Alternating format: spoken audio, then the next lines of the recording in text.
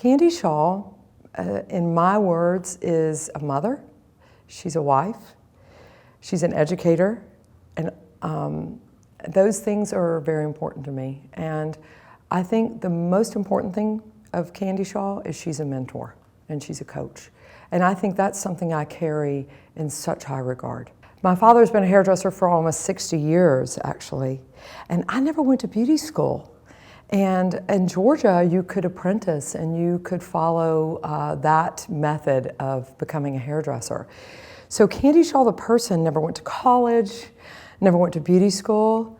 I'm a street punk. I mean, really, I was born out of the will and desire to become something. I learned from some of the greatest hairdressers. I was so blessed to spend time with the Vidals and the Horst Reckelbeckers and the John and Susie Chadwicks of the world. I mean, I was really blessed that my parents sent me away to break bread with all these industry greats. I myself am still behind the chair and love that. That is a part of who I am, and that's a part of something that I don't think I ever want to change. It keeps a pulse on what consumers want and what your staff wants and what learners want. And so for me, I'm still behind the chair 4 days a week.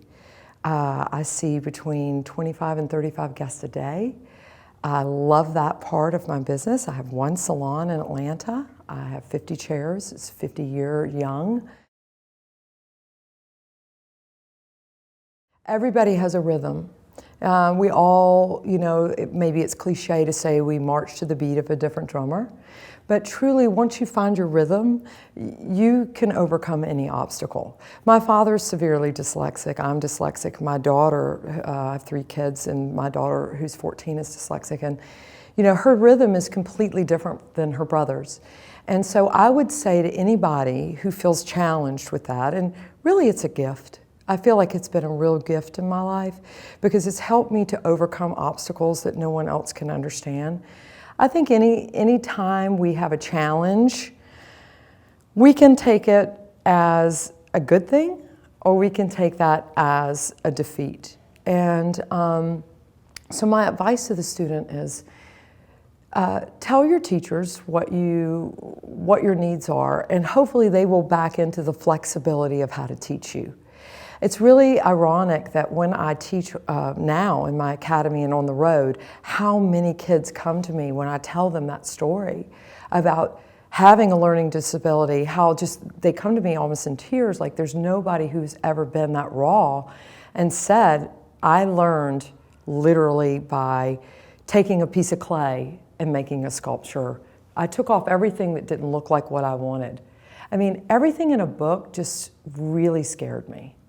And so being able to feel, touch, smell, be, that's why hairdressing is so great, is it creates these people who can find themselves. So my advice is don't give up. Don't give up because there's a place for you. You'll find it. Balayage is like the little black dress. It's not going away. I mean, truly it is a revolution. And I've been in this industry long enough to see scissors be long and Vidal make the scissors short. I mean, my own father was in the garage cutting the tips off of scissors. He was a barber and he was wanting to cut hair with the small scissor.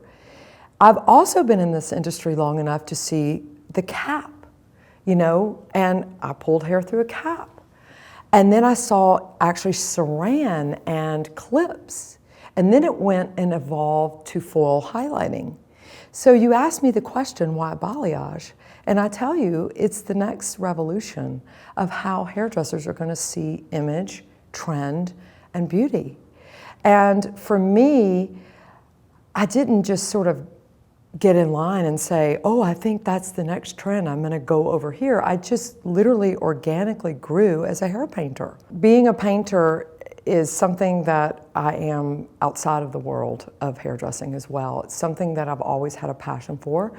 I'm actually severely dyslexic, if you want to know the truth. And for me, everything was about vision and about seeing an image and trying to replicate that. Now I'm a hair cutter too, and I still cut hair and obviously paint hair. And I was painting hair before painting hair was cool. 20 years, people would look at me like, you've lost your mind. You know, we're putting foils in, why are you painting hair? But to me, it was freedom.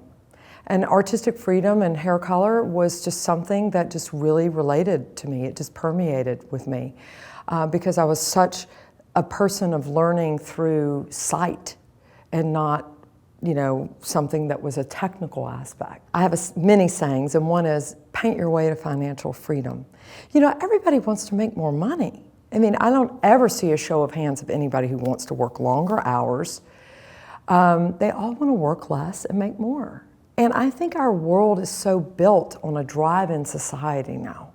You know, we're so quick to have everything at our fingertips.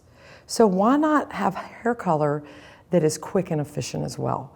I think it's a consumer-driven thing that, of course, celebrity red carpet hair is that. Of course, we all look at Gisele Bündchen or, you know, any great celebrity and say, we want to look like that. But I think it's really more than that. As a salon owner, you really need to understand the benefit of what you're giving to your staff. And that is not only the freedom to be an artist, but also the ability to earn more through your existing clientele and the ability to put your mark on something that can't be replicated across the street.